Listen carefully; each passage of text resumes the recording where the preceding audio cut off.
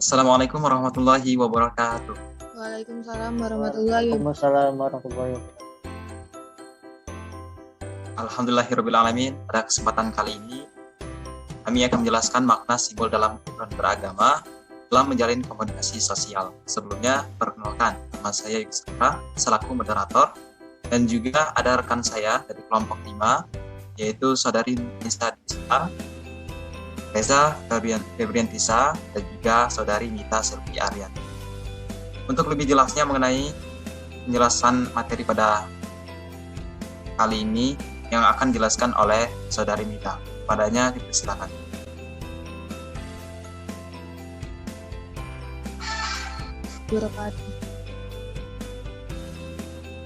Pengertian simbol. Simbol adalah ciri khas dalam agama.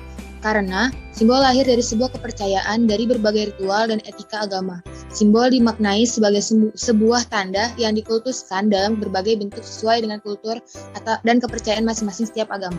Kultus ini kemudian melahirkan sebuah sistem dan struktur simbol yang dapat membentuk manusia menjadi homo simbolik dalam tipe atau pola religiusnya. Simbol memiliki makna yang tersembunyi atau yang dapat dikiaskan dari makna harfiahnya, kemaknaan yang sakral dan mendalam. Sementara sebagai sebuah sistem yang terstruktur dan sebagai sebuah fenomena agama, simbol jamak kultus dan direfleksikan dalam berbagai bentuk persembahan dan pemujaan baik secara individual maupun komunal. Selanjutnya,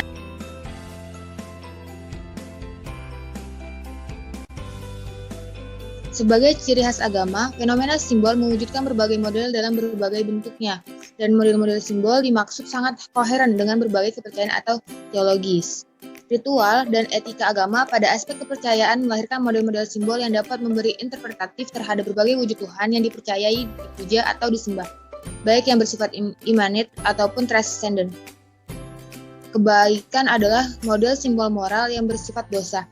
Dalam sistem kepercayaan agama atau pahala disimbolkan dengan nirwana atau surga. Selanjutnya, B. Agama sebagai tindakan simbolis yaitu ritual.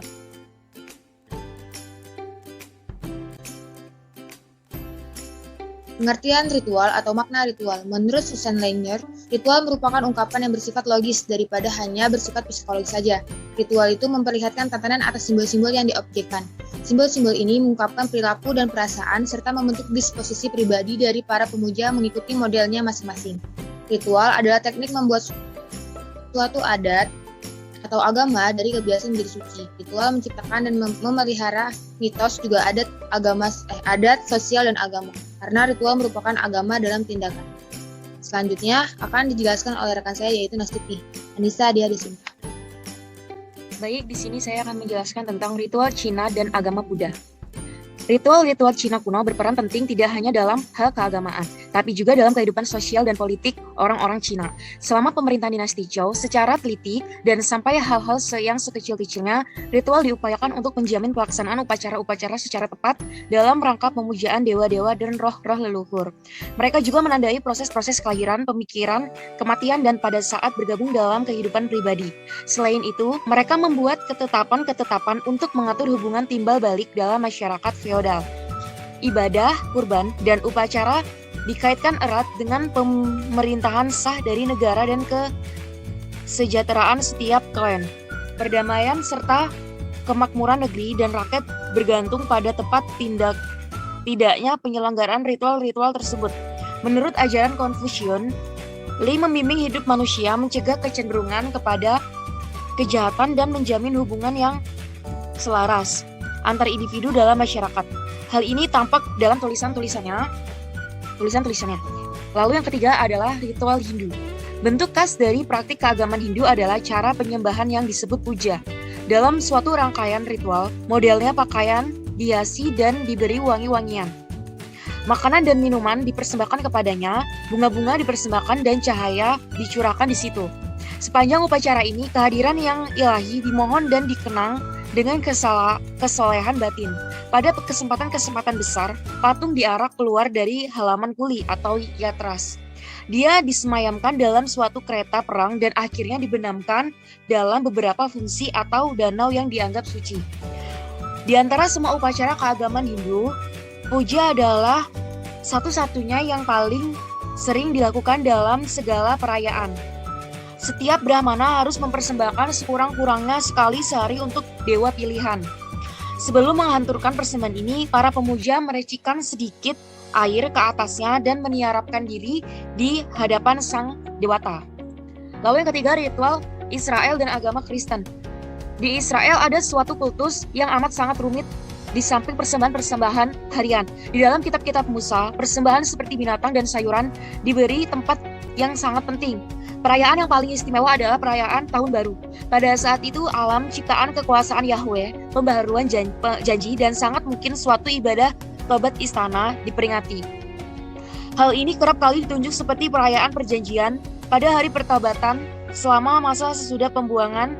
Kesalahan-kesalahan jemaah ditempatkan di atas kepala kambing yang dibuang ke hutan dan imam agung memasuki tempat yang sangat suci untuk memperoleh pertaubatan. Baik, selanjutnya akan dibacakan dan dijelaskan oleh rekan saya Reza Febiantisa. Kepada Reza Febiantisa dipersilahkan.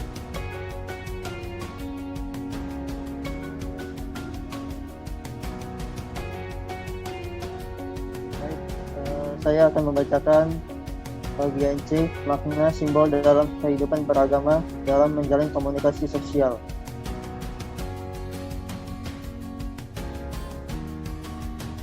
Pertama, agama Hindu. Ada 3 simbol yang sering digunakan umat Hindu, yaitu yang pertama, tapak dara. Tapak dara sering juga disebut tampak dara atau totorek, merupakan simbol umum yang digunakan di Bali. Ini adalah sederhana dari swastika yang digambarkan dengan tanda tambah. Biasanya ditulis dengan media bahan kapur, mentah, atau dalam bahasa Bali disebut pamor, sehingga warnanya menjadi putih. Tapak dara merupakan simbol penyatuan dualitas kehidupan. Selain itu, tapak dara juga merupakan salah satu simbol dalam agama Hindu yang selalu mengingatkan kita untuk selalu menjaga keseimbangan dalam hidup dan kehidupan kita.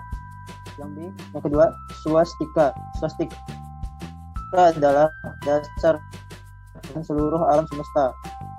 Sebagai simbol agama Hindu, swastika juga memiliki makna perputaran dunia yang dijaga oleh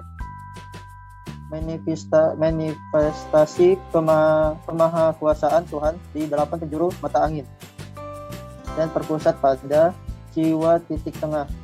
Kesembilan, manifestasi kemahakuasaan Tuhan itu kemudian disebut Dewata Nawasanga. Makna simbol swastika adalah catur dharma, yaitu 4 tugas yang patut didharma baktian baik untuk kepentingan pribadi maupun umum demi tercipta kesejahteraan, kebahagiaan dan kedamaian alam dan manusia itu sendiri.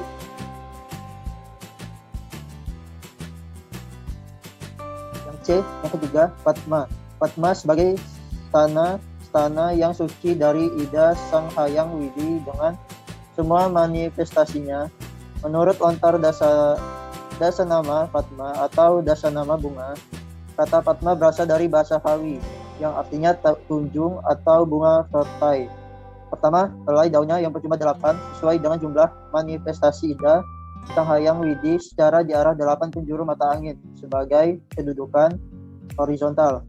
Kedua, puncak mahkota sebagai sari bunga yang menggambarkan kedudukan Ida Sang Hyang Widi secara vertikal dalam berbagai manifestasinya.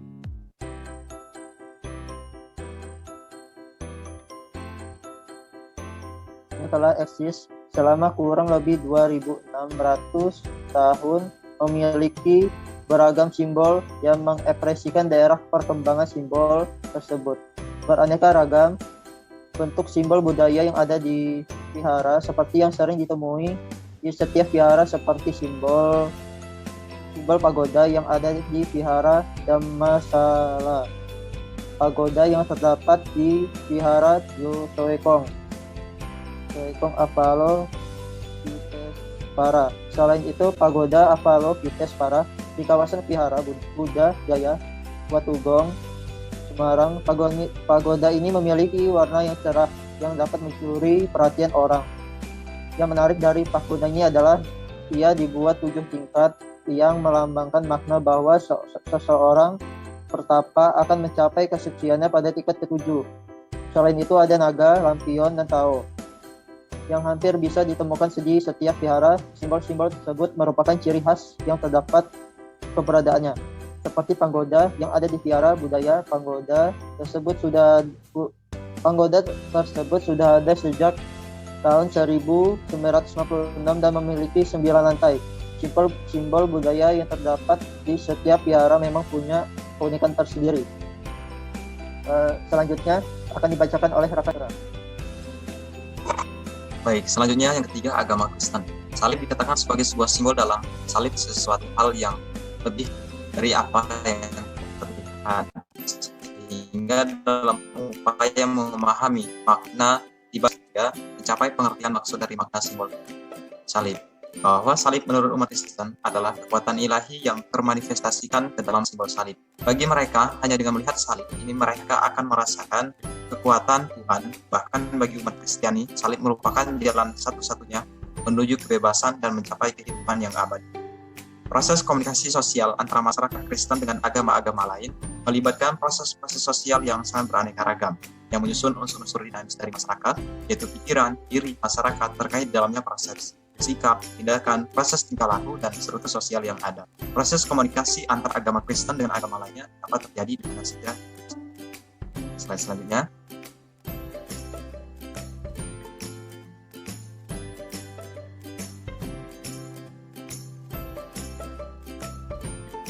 Yang keempat ada agama Islam.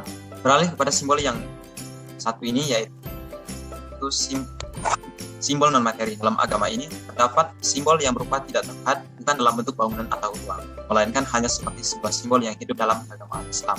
Nah, pada kehidupan kalangan Muslim yang terdapat puluhan masjid atau musola, pasti akan mendengar kumandangkan azan di seluruh pelosok daerah, dan hal ini tidak menjadi sebuah keadaan yang asing, karena hal ini sudah menjadi simbol yang ada di setiap hari. Azan sebagai simbol bahwa diperuntukkan Muslim untuk melakukan penyembahan kepada Allah pada waktunya. Simbol dipakai berdasarkan kesepakatan ataupun konvensi semata antara tanda dan makna yang dikandung biasanya memiliki hubungan logis. Yang penting dalam simbol bulan sabit bukan posisi atau bentuk bulan sabit, tapi maknanya. Nah, penggunaan simbol bulan sabit sebagai penanda masjid di Indonesia yang berlangsung setelah kemerdekaan dan makin masif sesudah reformasi. Hal ini sering maraknya penggunaan kubah sebagai atap masjid. Slide selanjutnya. Dalam sejarahnya, Nabi Muhammad SAW diketahui meninggalkan sebuah emblem pada masjid yang pertama kali dibangun, yaitu Masjid Nabawi. Nah, emblem tersebut masih ada sampai sekarang jika kita berkunjung ke Masjid Nabawi. Emblem seperti bulan yang berpaling ke atas, tetapi hal tersebut bukan bulan. Bulan sabit dan bintang sesungguhnya bukan bagian daripada Islam, dan tidak semestinya dianggap sebagai lambang Islam. Karena baik bintang segi 8 atau bulan sabit dan bintang keduanya adalah berasal dari kepercayaan paganisme yang jelas-jelas bertentangan dengan akidah Islam. Sebagian kaum Muslim melihat bahwa bulan bintang tidak dicontohkan penggunaannya oleh Rasulullah, dan karenanya menolak lambang ini. Sebagian yang melihat bahwa secara umum tidak masalah karena memang pada kenyataannya orang sudah mengasosiasikan lambang bulan sabit dan kaum muslimin. Yang utama bagi kita, bagi kaum muslimin, adalah bahwa Allah dan Rasul-Nya tidak meminta kita untuk menjadikan simbol apapun mengagung-agungkan, dikeramatkan. Bahkan Islam sangat menentang kemusyrikan yang bisa bermula dari pengkultusan, pengidolaan, atau penghormatan berlebihan terhadap suatu hal.